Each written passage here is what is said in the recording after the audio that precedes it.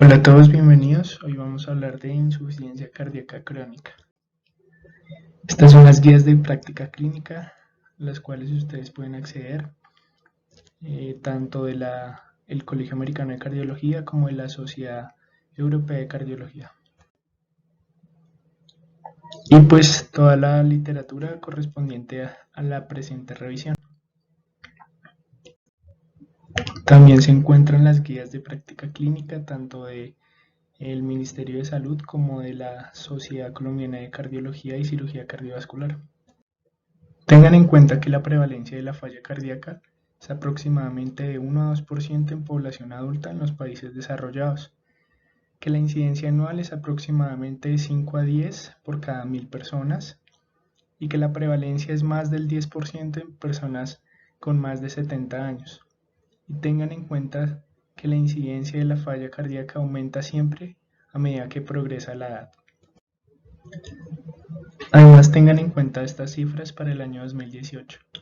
Aproximadamente 6.5 millones de norteamericanos mayores de 20 años tienen falla cardíaca y se estima que para el año 2030 más de 8 millones la tendrán, que la incidencia es de 21 por cada 1000 habitantes adultos mayores y que la incidencia es aproximadamente de 1 millón de nuevos casos anualmente.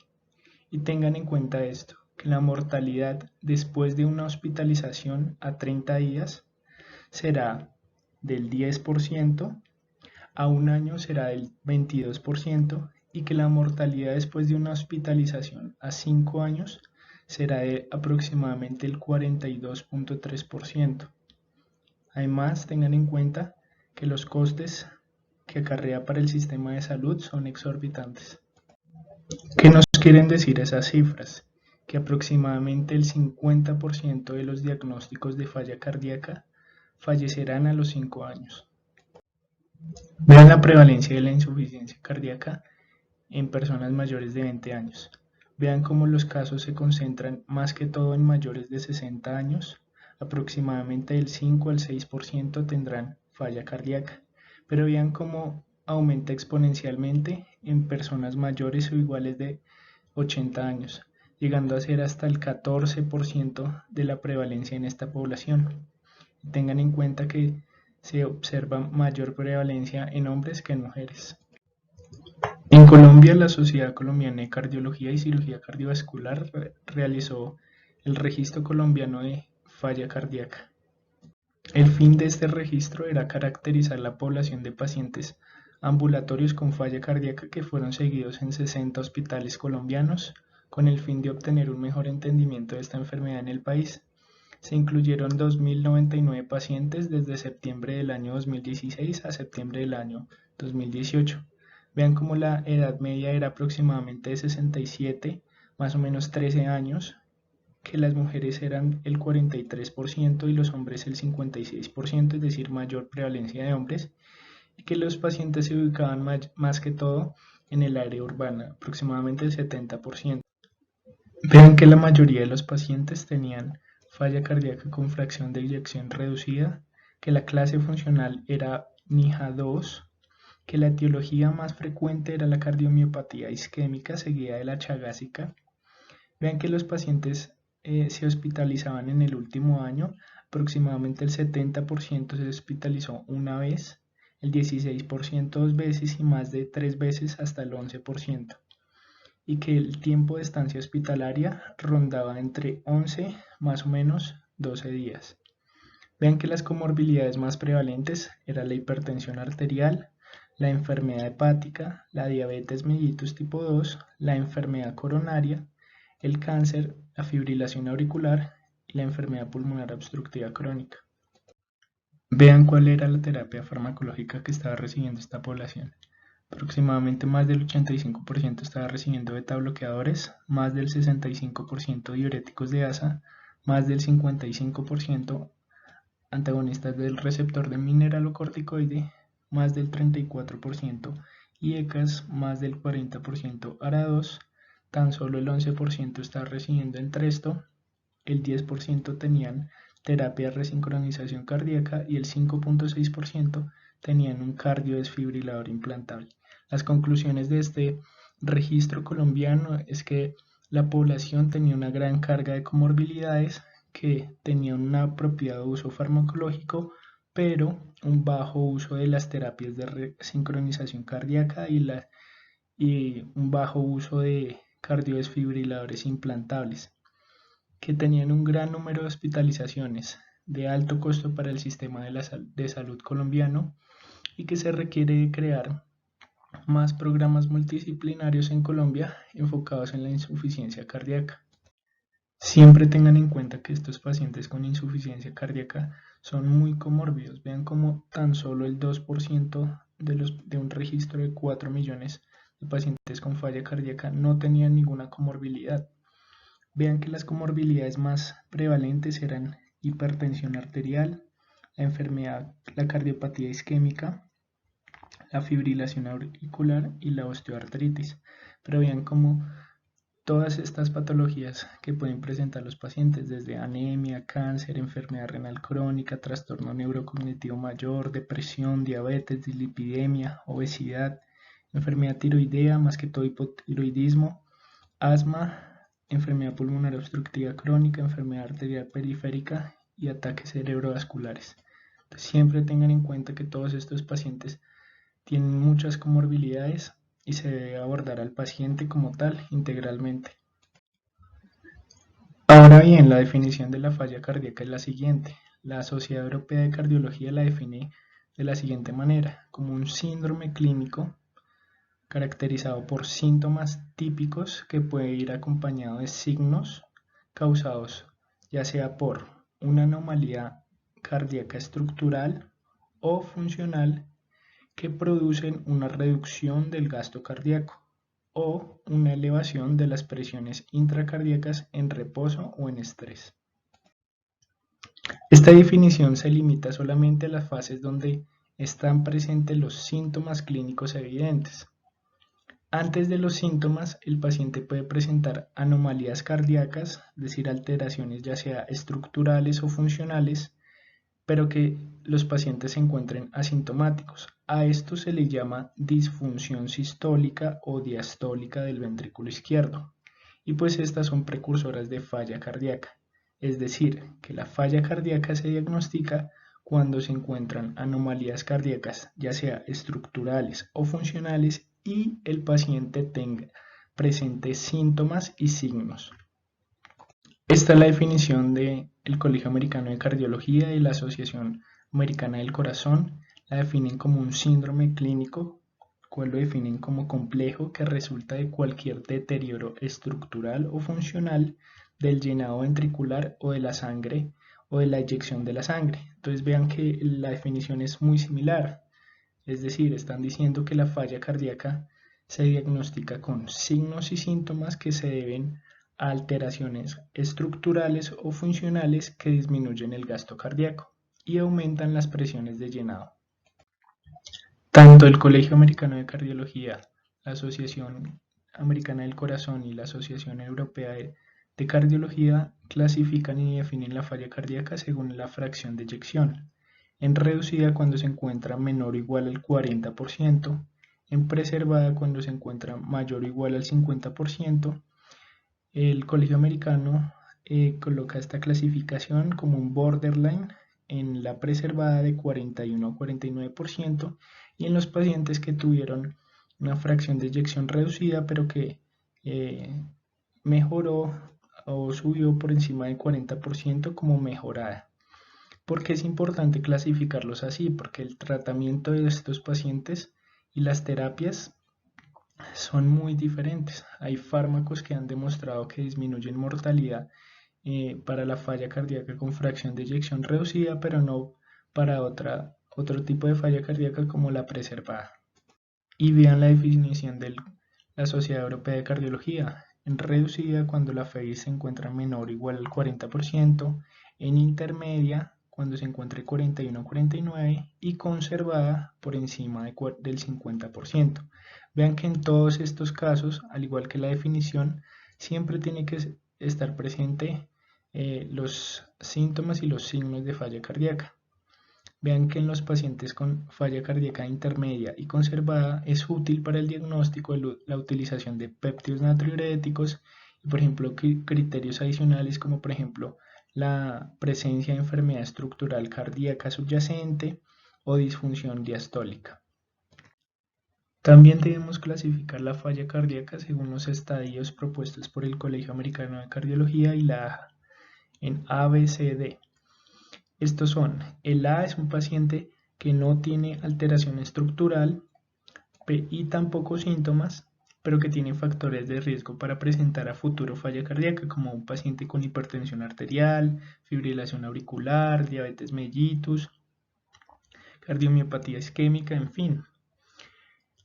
El estadio B es para el paciente con enfermedad cardíaca estructural, por ejemplo, una cardiomegalia, una hipertrofia del ventrículo izquierdo, una insuficiencia valvular, pero que el paciente se encuentra sin síntomas, asintomático.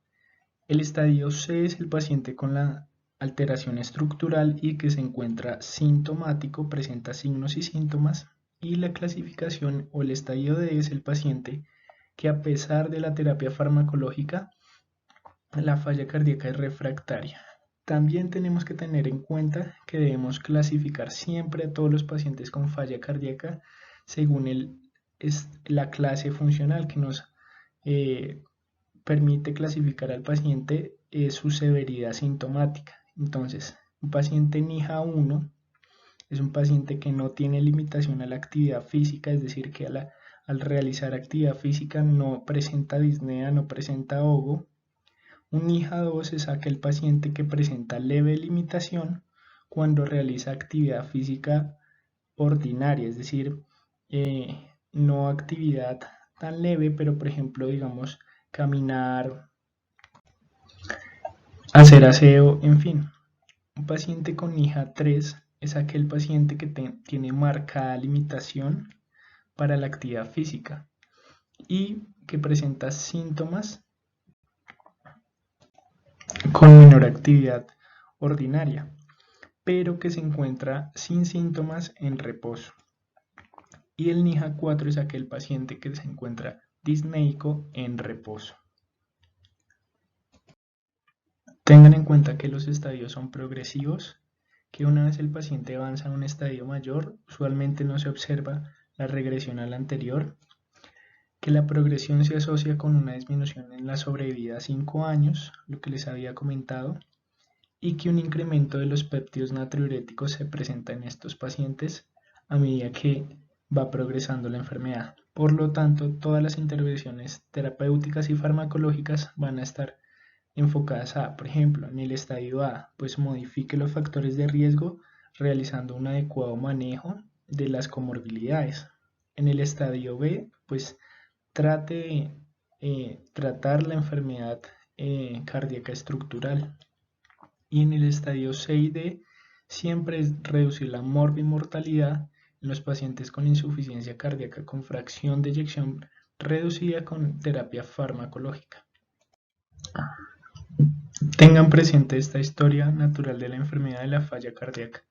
Vean cómo la clase funcional y los síntomas al inicio de la enfermedad pues van a ser no tan severos y que al principio puede presentarse muerte súbita cardíaca. Si el paciente sobrevive o no presentó muerte súbita, a lo largo de que transcurse el tiempo va a generar una serie de descompensaciones, múltiples descompensaciones, hospitalizaciones por falla cardíaca, y esto lo que va a reducir es la sintomatología, a exacerbarla, y la clase funcional va a ser peor.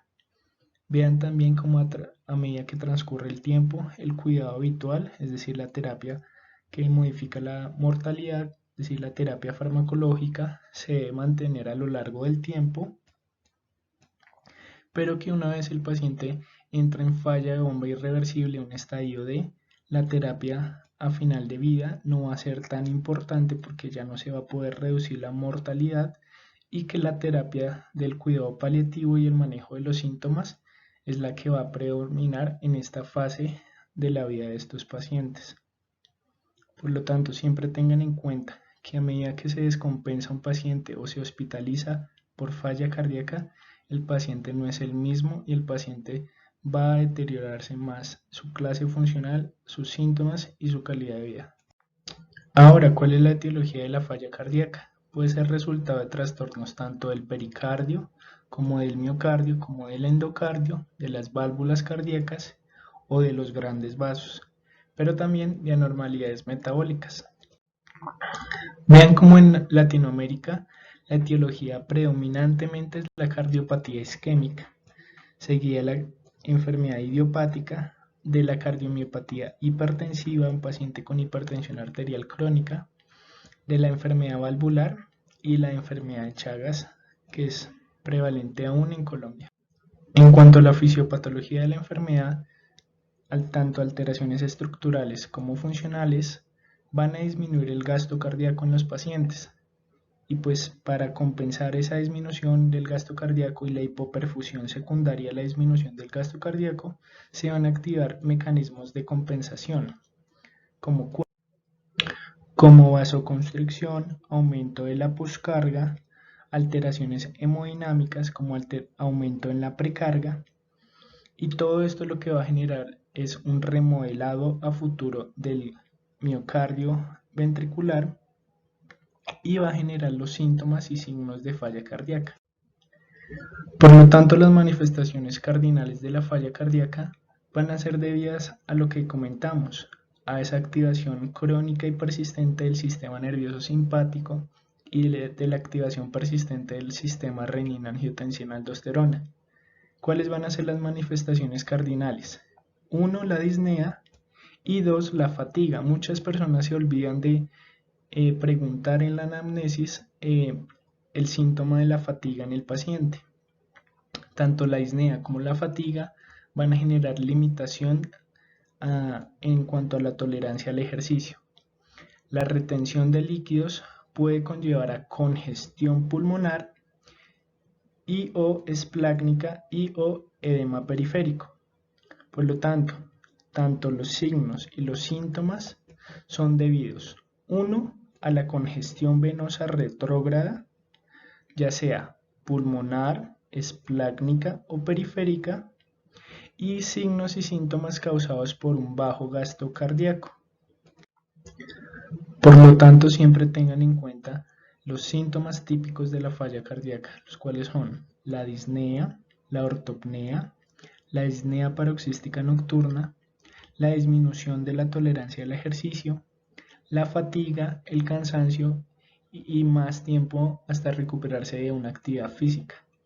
En cuanto a los signos de congestión, el aumento en la presión venosa yugular, el reflujo hepatoyugular, el auscultar en los ruidos cardíacos un tercer sonido y palpar un impulso apical desplazable lateralmente.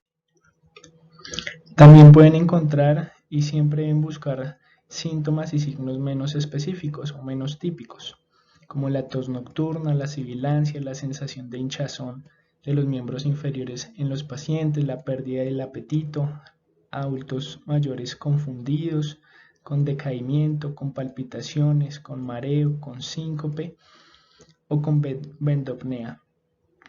También pueden encontrar pacientes con aumento de peso por la congestión venosa, con pacientes con pérdida de peso en estadios con caquexia, con soplos cardíacos, con edema periférico, ya sea de miembros inferiores, de sacro, de escroto, pacientes con crepitantes pulmonares por congestión pulmonar, pacientes que presenten menor entrada de aire, que presenten una matidez a la percusión en las bases pulmonares, que puede ser indicativo de un derrame pleural por congestión venosa pulmonar. El paciente puede presentar taquicardia, pulso irregular, taquipnea, respiración de Cheyne-Stokes en falla cardíaca avanzadas, hepatomegalia, ascitis, extremidades frías, oliguria, presión de pulso estrecha.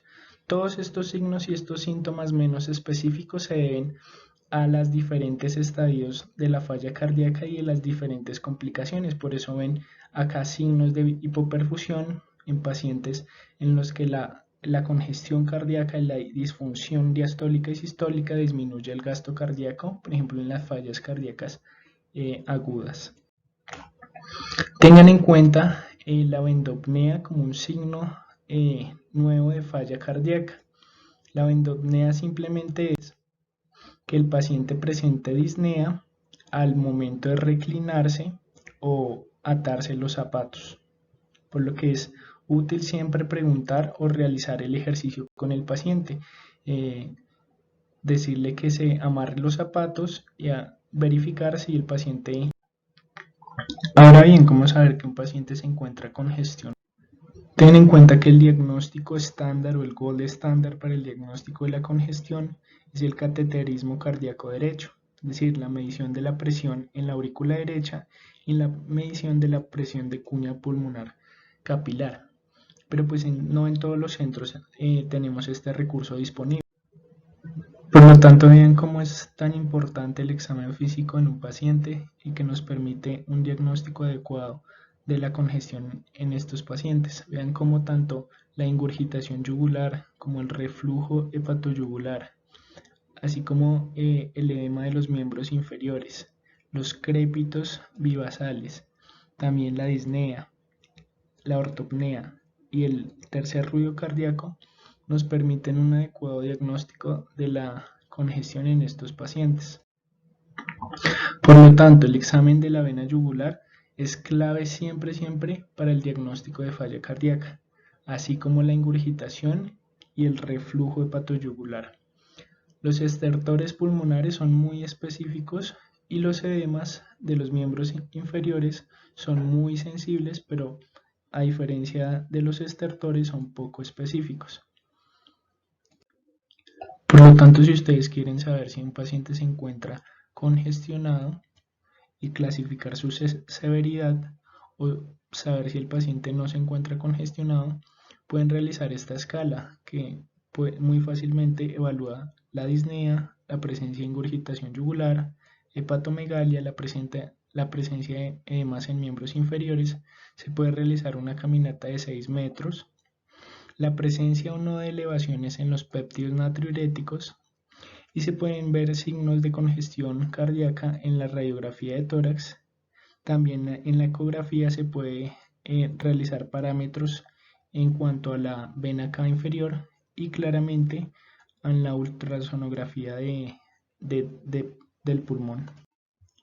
Ven como el examen físico lo más sensible es la ortopnea, la ingurgitación yugular y el reflujo hepatoyugular, y los signos y síntomas más específicos son los crépitos bivasales, la presencia de edema en miembros inferiores, la presencia de ingurgitación yugular. Pero ahora, ¿cómo saber en urgencias que un paciente se presente con disnea? ¿Cómo saber si ese paciente, la causa de la disnea es una falla cardíaca congestiva?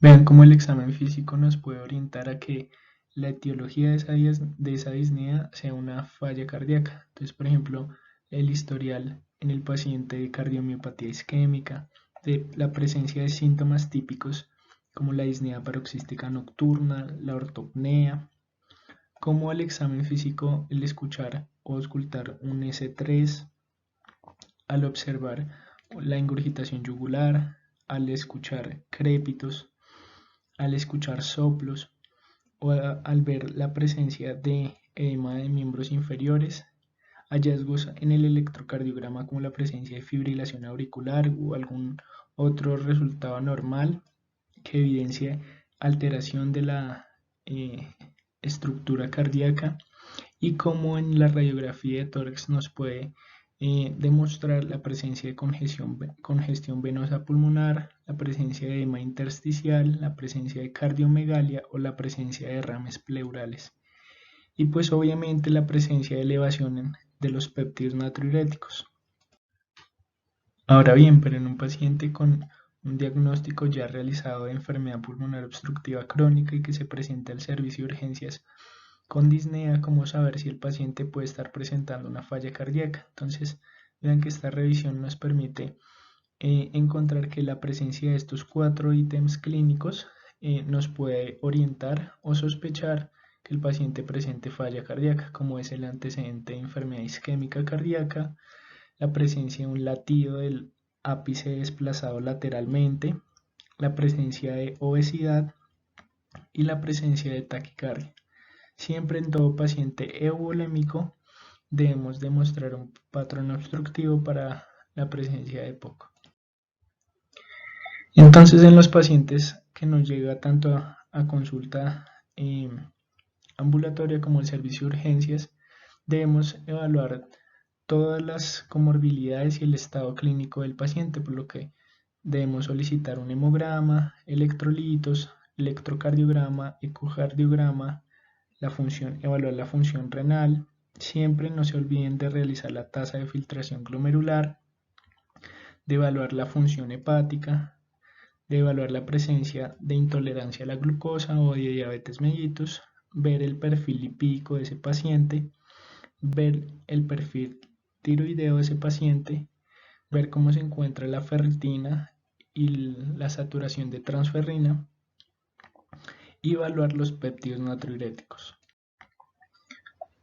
Vean cómo el mecanismo de acción de los péptidos natriuréticos es tan beneficioso para los pacientes con falla cardíaca. Vean cómo el NT-proBNP como el BNP, al unirse a sus receptores efectores, van a causar tanto un aumento de la vasodilatación como un aumento en la natriuresis y en la diuresis, y van a disminuir a largo plazo la fibrosis y la hipertrofia del ventrículo izquierdo y derecho. Tengan en cuenta estos valores de referencia para el diagnóstico de la falla cardíaca según los péptidos natriuréticos. Entonces vean cómo el BNP para el contexto ambulatorio, si se encuentra menor a 35 picogramos por mililitro, muy probablemente ese paciente no presente falla cardíaca. Y para el contexto de urgencia, si el paciente tiene un BNP por debajo de 100 picogramos por mililitro, pues muy probablemente no presentará falla cardíaca. Mientras que el NT-proBNP hay que tener en cuenta la edad, pero muy probablemente en el servicio ambulatorio, si se encuentra menor a 125, el paciente no tenga falla cardíaca, y en el servicio de urgencias una concentración menor a 300 picogramos por mililitro nos permitirá descartar la presencia de falla cardíaca. Sin embargo, tengan en cuenta la edad. Para los menores de 50 años, el presentar menos de 300 picogramos por mililitro descartará la enfermedad. En las personas menores de 70 años, una concentración menor de 900, y para los mayores de 75 años una concentración menor de 1800. Pues la pueden aprender o recordar como múltiplos de 300, 900, 1800. Por lo tanto, el algoritmo de diagnóstico de la falla cardíaca es, como lo hemos dicho ya antes, con la presencia de signos y síntomas típicos de falla cardíaca y con la presencia o evidencia de alteraciones tanto estructurales como funcionales del corazón. Entonces vean que siempre la historia clínica nos puede aportar la evidencia de que el paciente tenga comorbilidades como enfermedad de la cardiopatía isquémica, de hipertensión arterial, la exposición a fármacos cardiotóxicos o radiación, el uso de diuréticos porque un paciente necesite descongestionarse, o la presencia de ortopnea o disnea paroxística nocturna. En la exploración física, la presencia de estertores, es decir, signos de congestión, edema bilateral de miembros inferiores, el soplo cardíaco, el S3, la ingurgitación venosa yugular, el latido desplazable, y con un electrocardiograma al evidenciar cualquier anomalía de la estructura cardíaca. Por lo tanto, si todos esos están ausentes, el paciente no presenta ninguno de ellos, es muy improbable que el paciente tenga falla cardíaca. Pero así sea que tenga uno de ellos y usted tiene la posibilidad de solicitar unos péptidos natriuréticos, solicítelos y vea cómo se encuentran. Si dan positivos, pues realice la ecocardiografía, o si no tiene la posibilidad de realizar péptidos natriuréticos. Si los péptidos natriuréticos no se encuentran elevados, muy probablemente el paciente no tenga falla cardíaca. Pero si es así, solicite la ecocardiografía que nos va a permitir evaluar estructura cardíaca y la fracción de eyección del ventrículo izquierdo. De nuevo, vean cómo el pronóstico no es del todo bueno. Vean que en comparación de la falla cardíaca con el cáncer, la falla cardíaca tiene tasas de mortalidad mayores a muchos tipos de cáncer, como la leucemia, el cáncer colorectal, el linfoma no Hodgkin, el Hodgkin y el cáncer de mama. Ahora bien, ¿de qué fallecen los pacientes con falla cardíaca? Vean cómo este estudio permitió observar que según la clase funcional los pacientes fallecían de diferentes etiologías. Por ejemplo, en los pacientes con NIHA 2 y 3, la mayoría de los pacientes fallecía por muerte súbita cardíaca, mientras que los pacientes con NIHA avanzado, una clase funcional 4, los pacientes fallecían propiamente dicha de la falla cardíaca congestiva, como una exacerbación de la falla cardíaca, un shock cardiogénico. Por lo tanto, siempre tenga en cuenta que los predictores de mortalidad y de severidad y de mal pronóstico en los pacientes con falla cardíaca siempre van a ser tener cicatrizaciones miocárdicas, el paciente que tenga enfermedad renal crónica, el paciente que tenga que usar altas dosis de diuréticos de asa, aquel paciente que se hospitalice más y aquí el paciente que no tolere los IECAS. Por lo tanto, los objetivos de tratamiento de la falla cardíaca es mejorar el estadio clínico, mejorar la capacidad funcional, mejorar la calidad de vida, prevenir las hospitalizaciones y con esto se va a reducir la mortalidad. Por tanto, en cuanto a la terapia farmacológica, se ha evidenciado que fármaco que no disminuya morbimortalidad y hospitalizaciones, pues es un fármaco que no sirve para la enfermedad. Se ha demostrado que los antagonistas neurohumorales, tales como IECA, el antagonista de receptor de mineralocorticoide, los beta bloqueadores y el ARNI, y recientemente los inhibidores de SGLT2 mejoran tanto la supervivencia de los pacientes con falla cardíaca como previenen la mortalidad y hospitalizaciones. Vean cómo los estudios demuestran que la mortalidad en estos pacientes disminuye con una frecuencia cardíaca menor a 80 latidos por minuto, es decir, prevenir o bloquear la activación persistente del sistema nervioso simpático. Que los beta bloqueadores disminuyen la mortalidad en falla cardíaca con fracción de eyección reducida, pero en los pacientes que se encuentran en ritmo sinusal. A menor frecuencia cardíaca se asocia con un mejor pronóstico, pero solamente en quienes están en ritmo sinusal. Vean cómo los estudios evidencian lo mismo, que los beta bloqueadores disminuyen mortalidad y mejoran la función sistólica ventricular izquierda, pero en los pacientes con falla cardíaca con fracción de eyección reducida y que se encuentren en ritmo sinusal. Por otro lado, los IECAS desde hace más de 20 años han demostrado disminuir la mortalidad y las hospitalizaciones por falla cardíaca. Vean como fármacos como el enalapril, el lisinopril, el quinapril, el ramipril y otros disminuyen la mortalidad y las hospitalizaciones. Vean cómo los antagonistas del receptor de angiotensina 2 reducen la mortalidad cardiovascular en pacientes con falla cardíaca con fracción de eyección reducida, pero solamente en aquellos pacientes que no toleraron un IECA, es decir, los ARA2 no disminuyen mortalidad cardiovascular de primera línea, sino en aquellos pacientes que no toleran los IECAS. Los antagonistas del receptor de mineralocorticoide, vean cómo estudios demuestran que disminuyen morbimortalidad, por ejemplo con la espironolactona, y vean recientemente, pues en el año 2014, como el sacubitrilo valsartán, el Entresto, disminuyó mortalidad por causas cardiovasculares en comparación con el enalapril. Vean cómo la reducción fue del 20% en comparación con el enalapril. Ahora, ¿qué hay de las otras terapias farmacológicas como la digoxina, la hidralazina más el dinitrato isosorbide, la ivabradina y las terapias de resincronización cardíaca y el cardiodesfibrilador implantable? Vean que las indicaciones son claras. La digoxina se considera en todos los pacientes con ritmo sinusal, con síntomas para reducir solamente las hospitalizaciones. Puede ser útil en pacientes con fracción de eyección reducida y que tengan fibrilación auricular y que tengan una respuesta ventricular rápida, que no se puede controlar con otras opciones farmacológicas. Siempre debe estar bajo supervisión de un especialista y hay que tener mucho cuidado con las mujeres, el adulto mayor y la enfermedad renal crónica con el uso de la digoxina. Entonces recuerden, para disminuir hospitalizaciones en pacientes con ritmo sinusal o en pacientes con falla cardíaca que tengan respuesta ventricular rápida.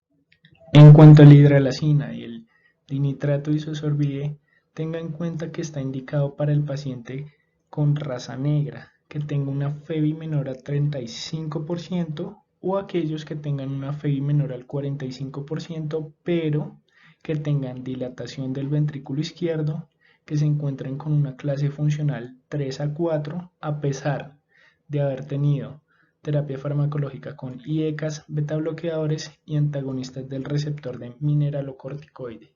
Todo esto con el fin de reducir hospitalización y muerte cardiovascular. Y también es útil en aquellos pacientes que no toleraron los IECAS o los ARA2. La ivabradina se utiliza en aquellos pacientes sintomáticos con una FeVI menor al 35%. Ojo con esto, en ritmo sinusal y que tengan una frecuencia cardíaca mayor a 70 latidos por minuto a pesar de dosis tope de beta bloqueadores y ECAS y antagonistas del receptor de mineralocorticoide o que tengan contraindicación para estos mismos. La ivabradina en estos pacientes disminuye las hospitalizaciones y la muerte cardiovascular. ¿Cuáles son las indicaciones para el cardiodesfibrilador implantable? Es para reducir la muerte súbita y la mortalidad por todas las causas. ¿Pero en quiénes? En aquel paciente con fracción de eyección reducida, que tenga clase funcional 2 y 3. Ojo, no 4, porque ya vieron que los pacientes con clase funcional 2 y 3 de lo que más fallecen es por arritmias cardíacas y muerte súbita cardíaca.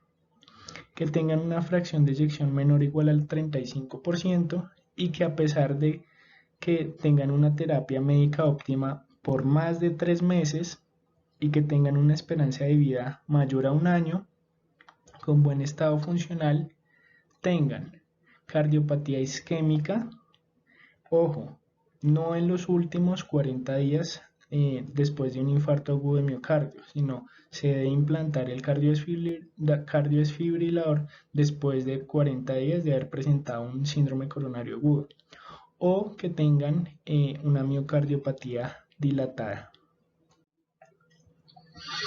En cuanto a la terapia de resincronización cardíaca, ¿a quién se debe indicar? A todos los pacientes con FeVI menor o igual al 35% que tengan síntomas a pesar de la terapia médica óptima y que se encuentren con un ritmo sinusal con un QRS mayor o igual a 150 milisegundos con bloqueo de rama izquierda, o en aquellos con QRS mayor o igual a 150 milisegundos sin bloqueo de rama izquierda, o aquellos pacientes con QRS entre 130 y 149 pero que tengan bloqueo de rama izquierda. Los diuréticos, ¿para quiénes son? Ojo, la indicación está dada, es para mejorar los síntomas y la capacidad del ejercicio en los pacientes que tengan signos y síntomas de congestión. Reducen el riesgo de hospitalizaciones, pero no la mortalidad cardiovascular. Pero son muy útiles para mejorar la calidad de vida de estos pacientes. Por eso es que en el caso de los pacientes con congestión y sobrecarga de volumen, la retención crónica de sodio y agua expanden aún más el volumen intravascular lo que resulta en una acumulación excesiva de líquido extravascular. Aparte de la ultrafiltración, pues la única manera para eliminar el sodio y el agua del sistema intravascular es a través del aumento de la natriuresis renal y de la diuresis, pues que se logra con el uso de los diuréticos. Ahora, ¿con qué diuréticos contamos? Tengan en cuenta que tenemos a disposición fármacos que bloquean la reabsorción de sodio y agua en todas las porciones de la nefrona, como por ejemplo los diuréticos de asa que reabsorben sodio y agua en la porción ascendente gruesa del asa de Henle, los diuréticos tiazídicos que reabsorben sodio y agua en el túbulo contorneado distal en la porción proximal, que por ejemplo los antagonistas del receptor de mineralocorticoide como la eplerenona y la espironolactona reabsorben sodio y agua en el túbulo contorneado distal, pero en la porción distal. También hay disponibilidad de los baptanes que disminuyen la reabsorción de sodio y agua a nivel del túbulo colector, y la disponibilidad de la acetazolamida que conjunto con los inhibidores de SGLT2 reabsorben sodio y agua a nivel del túbulo contorneado proximal.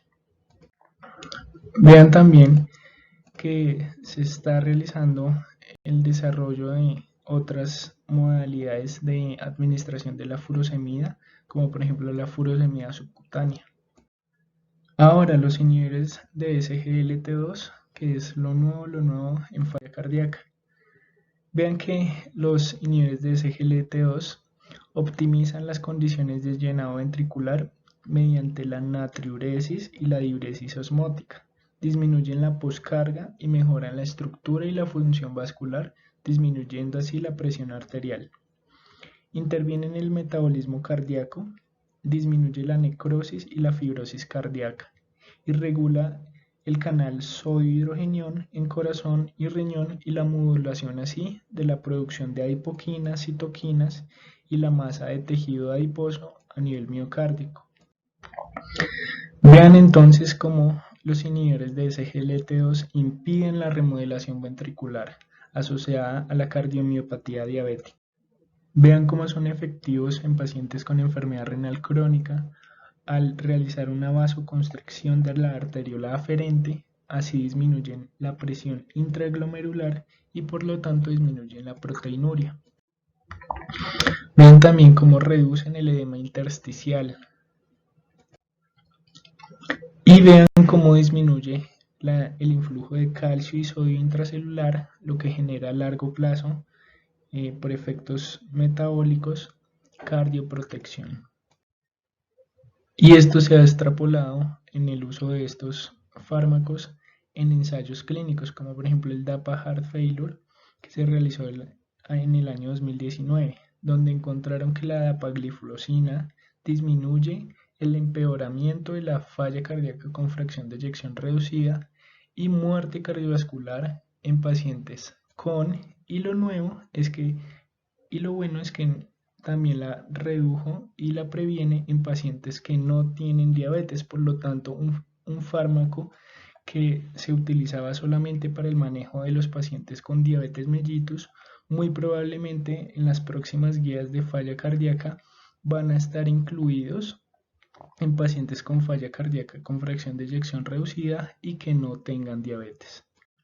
Vean que no solo la dapagliflozina, también la empagliflozina con el estudio EMPEROR alcanzó el punto primario, es decir, disminuyó el riesgo de muerte cardiovascular y hospitalización en pacientes con falla cardíaca versus placebo, pero también en pacientes que no eran diagnosticados con diabetes mellitus.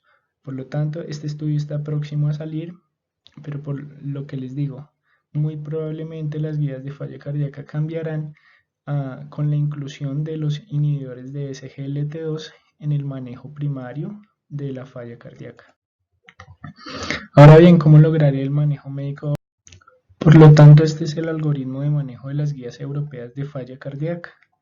Vean cómo el paciente se le diagnostica falla cardíaca con fracción de eyección reducida que se encuentre sintomático. se va a iniciar inmediatamente un IECA más un beta bloqueador y se va a titular la dosis hasta la máxima tolerada basada en la evidencia.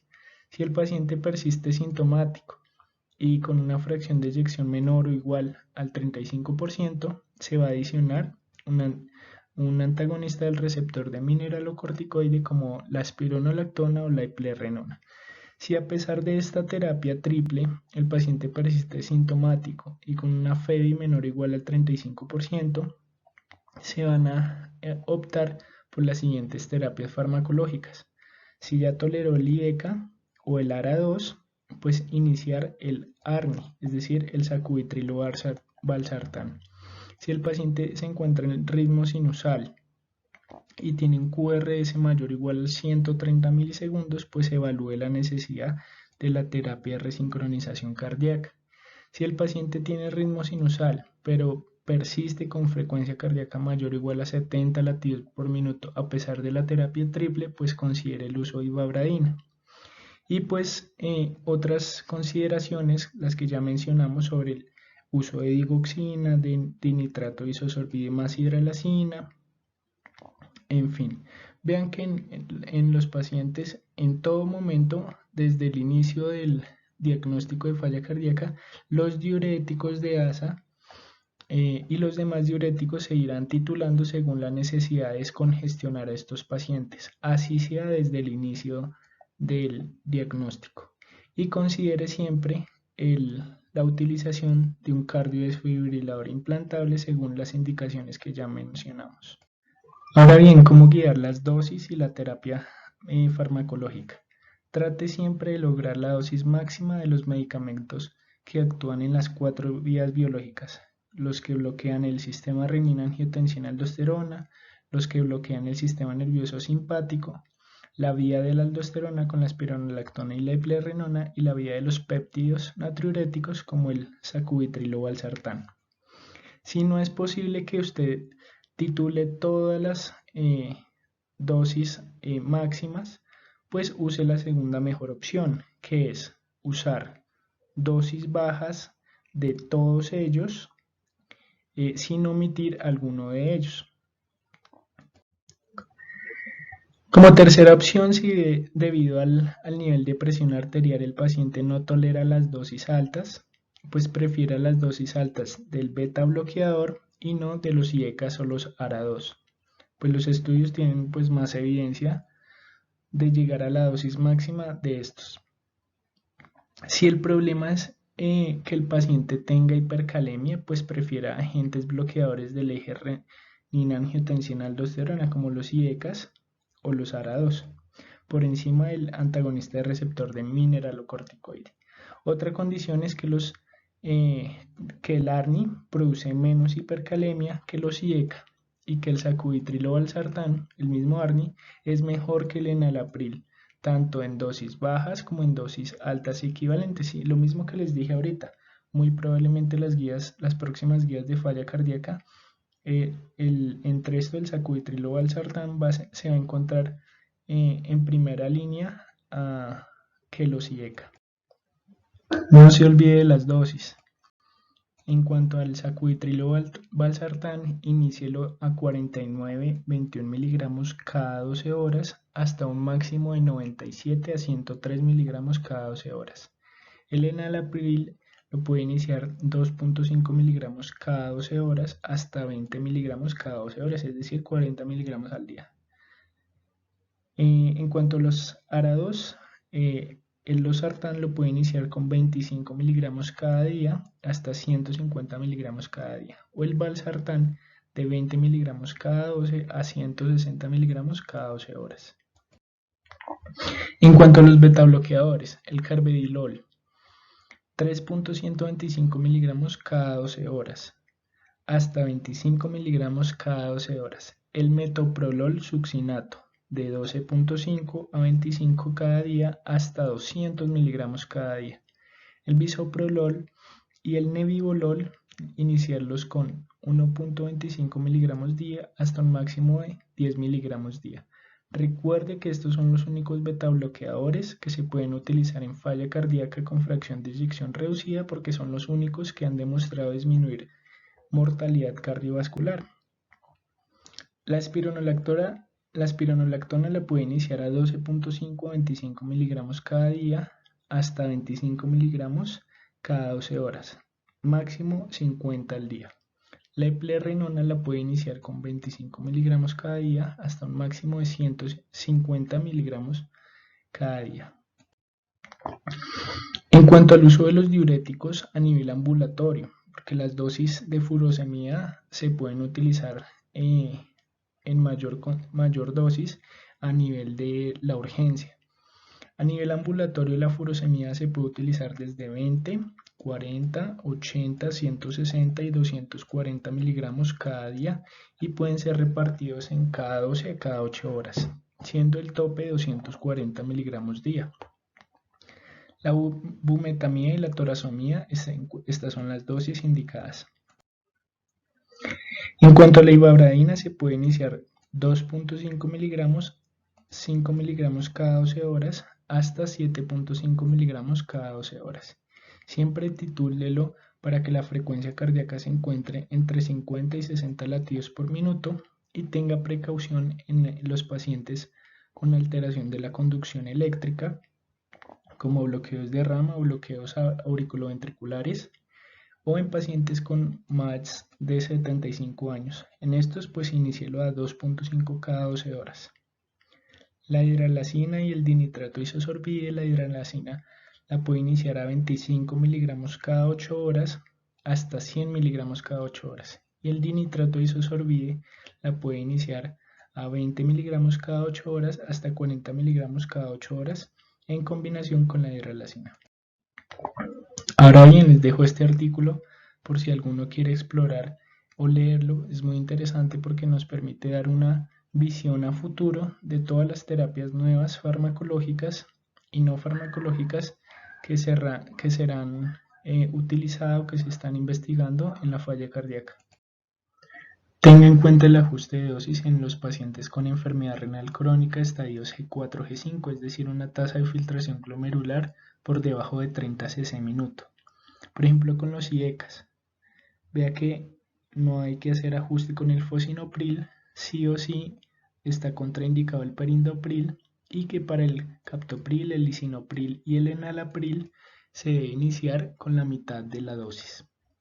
Para los ARA2, vean que ni para el candesartán, ni el valsartán, ni el losartán se debe realizar ajuste, por lo que se pueden utilizar a las dosis recomendadas, que para el Entresto se debe ajustar la dosis según como indica acá, que para los antagonistas del receptor de mineralocorticoide como la eplerenona y la espironolactona se encuentran contraindicados en estadios G4, G5, que los betabloqueadores como el carvedilol y el metoprolol succinato no se necesitan realizar ajustes y que el bisoprolol se debe iniciar a la mitad de la dosis.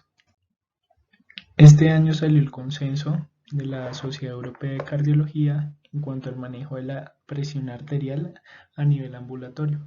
Entonces, pregunte si su paciente tiene signos o síntomas de hipotensión. Si tiene signos y síntomas de shock o signos y síntomas de congestión severa, pues hospitalícelo. Si no, evalúe y realice la prueba de ortostatismo, es decir, tome la presión arterial en decúbito supíneo y en bipedestación. Si el paciente tiene una presión arterial sistólica y no tiene signos y síntomas de ortostatismo, pues no es necesario realizar modificaciones de la terapia farmacológica. Ahora bien, si el paciente tiene una presión arterial sistólica mayor a 100, es decir, no hipotensión, pero tiene ortostatismo, o el paciente tiene una presión arterial sistólica menor o igual a 100 y mayor a 90, o si el paciente tiene una presión arterial sistólica menor a 90 y no tiene signos y síntomas de ortostatismo, pues entonces evalúe de nuevo el ortostatismo en 2 visitas. Si persiste la hipotensión asociada a los síntomas, pues entonces suspenda o disminuya la dosis de las terapias hipotensoras como los calcio antagonistas si los está utilizando, los antihipertensivos, los bloqueadores alfa, los nitratos o los vasodilatadores. Si persiste aún a pesar de reducir o suspender estas terapias farmacológicas, pues continúe al paso 3, que ya se los voy a mostrar. En el paso 3, pues la siguiente opción será disminuir la dosis de los diuréticos de asa en pacientes pues no congestivos. Si no sirve esta estrategia, pues continúa el paso 4 y pues defina el perfil clínico. Si es un paciente en que predomina la enfermedad renal, la hipercalemia o la frecuencia cardíaca o el historial de arritmias, o si el paciente definitivamente no se le puede identificar un perfil clínico. Según esto, pues las indicaciones serán disminuir o suspender las dosis del IECA, del ARA2 o del ARNI, según sea necesario. Si a pesar de esto continúa el paciente hipotenso, pues refiere a un equipo de falla cardíaca, y si mejoró, pues considere volver a titular las dosis.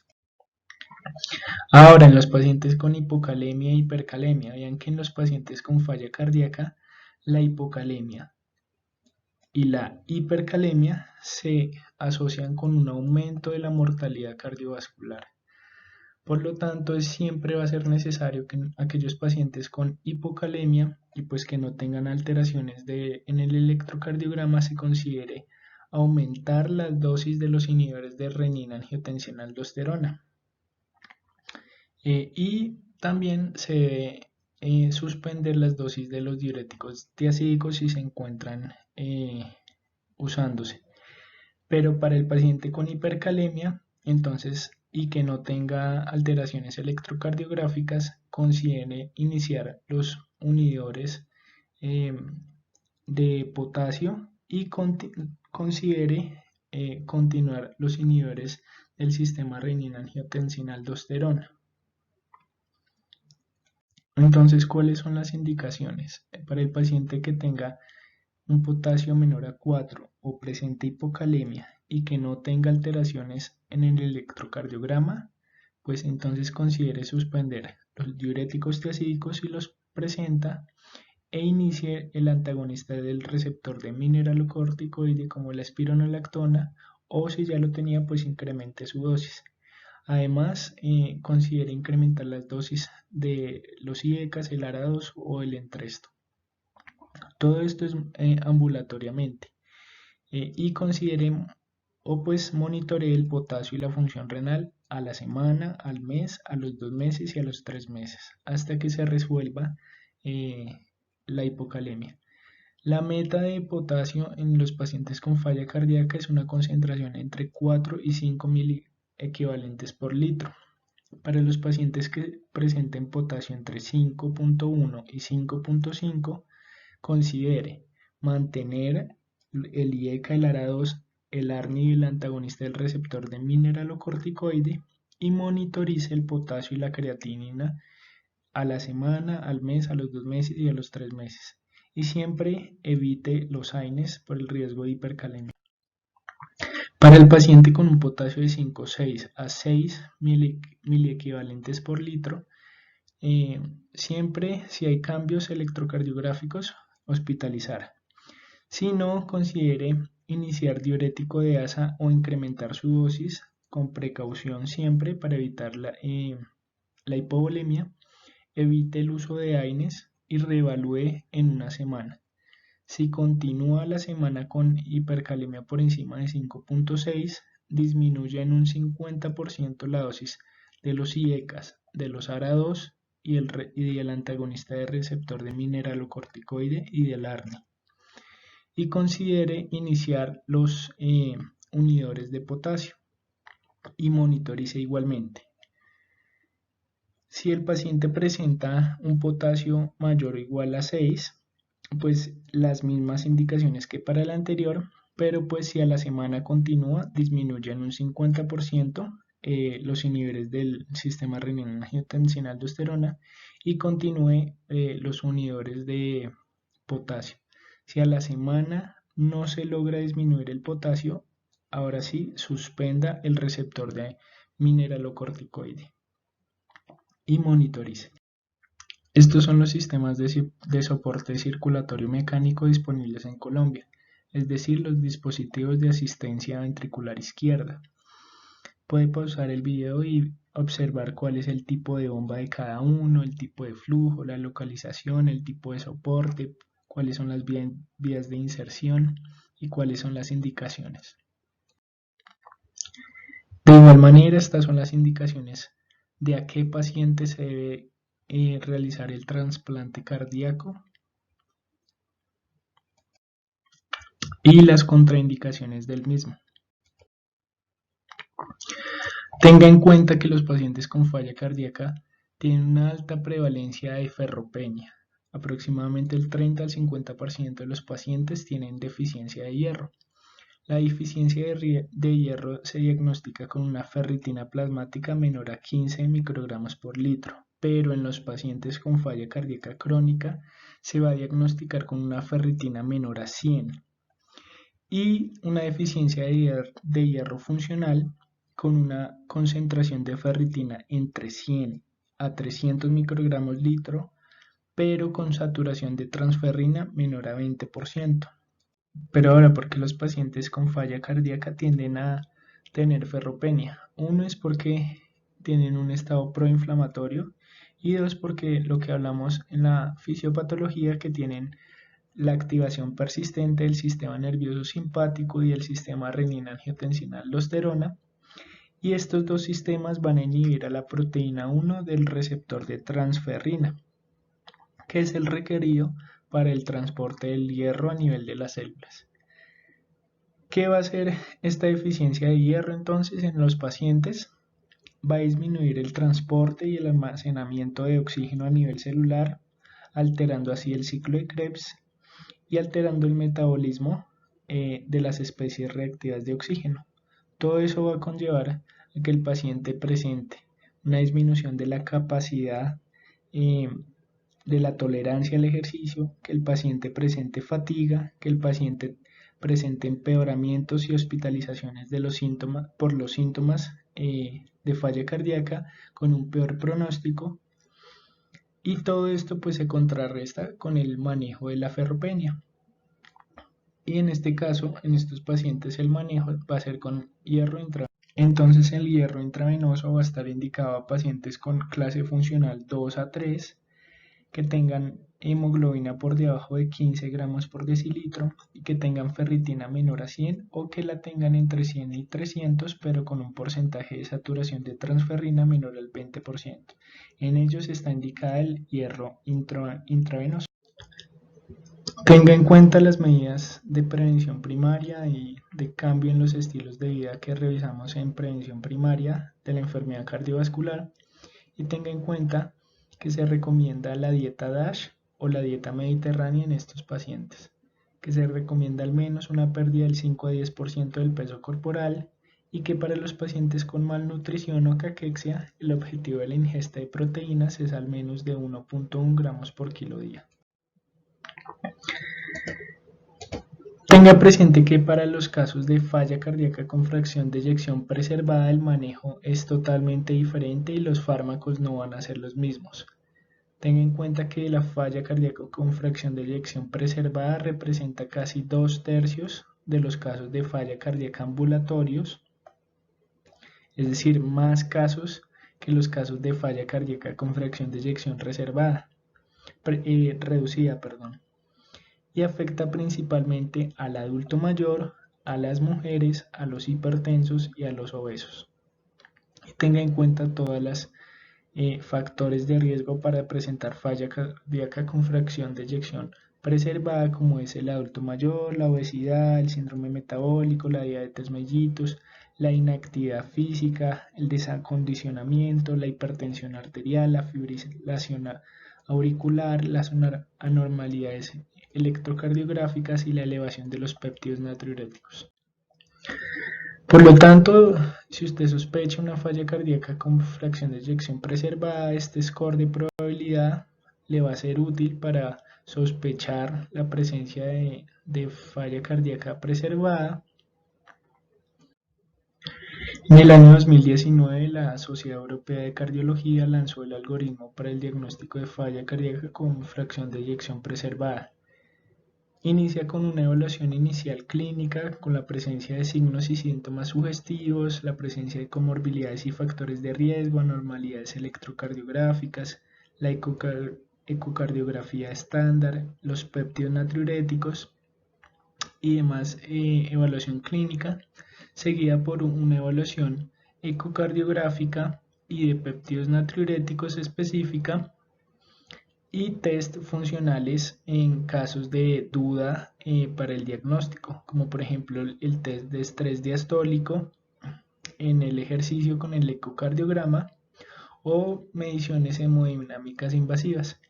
Y una vez se diagnostica, se debe siempre hallar la etiología, por lo que se proponen las diferentes modalidades para encontrar el diagnóstico adecuado etiológico. Por lo tanto, esta es la recomendación para el diagnóstico definitivo de la falla cardíaca con fracción de eyección preservada. Si el paciente presenta más de 5 puntos, es diagnóstico de falla cardíaca preservada, o de 2 a 4 puntos se debe realizar un test de estrés diastólico o mediciones hemodinámicas invasivas según estos criterios mayores o menores que tienen en cuenta parámetros tanto funcionales como morfológicos como de laboratorios clínicos con los péptidos natriuréticos y demás. Y tenga en cuenta que la guía de práctica clínica de la Sociedad Europea de Cardiología saldrá el próximo año con las nuevas recomendaciones basadas en la evidencia nueva. Muchas gracias, no se le olvide el manejo integral de estos pacientes con insuficiencia cardíaca.